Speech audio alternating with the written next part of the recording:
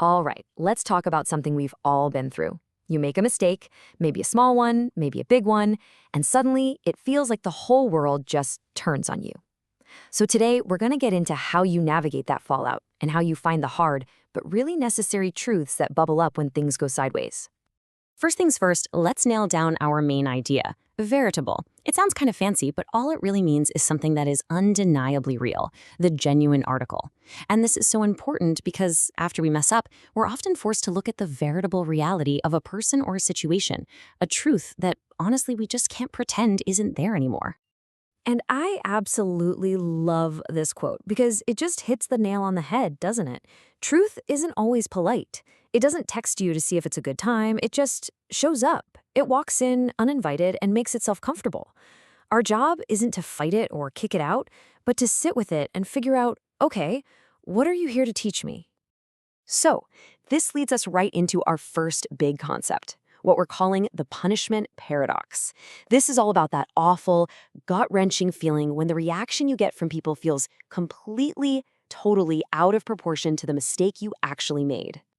And come on, who hasn't felt this? It's like this universal fear. You make one slip up, you say the wrong thing, you make a poor judgment call, and boom! All of a sudden, it feels like your entire reputation, your relationships, everything you've built is just hanging by a thread.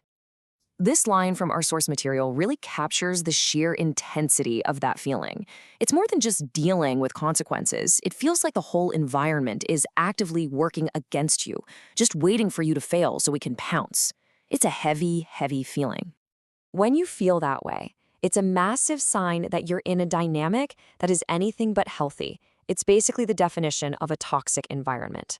It's a place with absolutely zero room for being human, for making a genuine mistake. The source calls it a gross way to live, and honestly, that's perfect. The red flags are usually everywhere, sometimes coming from places you never, ever would have expected. Okay, so we've painted a pretty clear picture of the problem, but what do you actually do in that moment, when you're right in the thick of it? Let's walk through a plan of action, a kind of first response guide to the fallout. In that moment, your number one priority has to be protecting yourself. So you start by taking a breath and assessing the situation with total honesty. How bad is this, really? Once you've got a read on it, you decide your next move. If you can, create some distance, just step away from it. But look, sometimes you can't. And if you're stuck, then you have to shift your strategy. You start moving with a lot more caution, trying to anticipate what might come next. So once you've handled that immediate crisis, you're faced with a bigger and way more critical decision. This is about the long-term health of the relationship itself. So, do you try to fix things, or is it maybe just time to walk away for good? And really, it boils down to these two distinct paths. It's pretty clear. If the person is truly worth keeping in your life, then yeah, you put in the effort. You try to work it out. But, and this is a really important but, if they're not, it is 100% okay to make a clean cut. You don't owe anyone a permanent place in your life.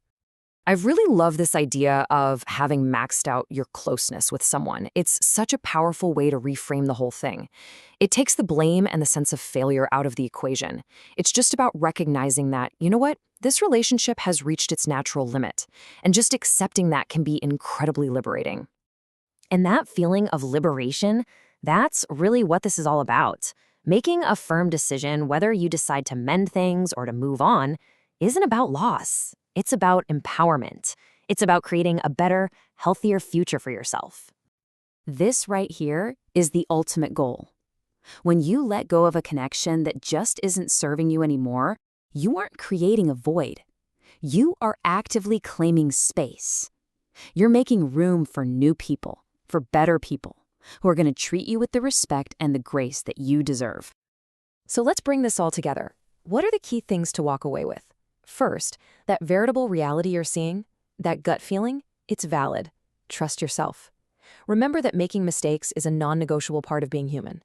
Take an honest look at your relationships, choose your inner circle wisely, and remember that you can still be civil even when you decide it's time to cut ties. And I want to leave you with this last thought. We've talked a lot about difficult relationships, so let's flip it. Who are the veritable people in your life? The ones who are undeniably real, the ones who are supportive, the ones who light up your world and give you the space to be perfectly, genuinely imperfect. Let's focus on them.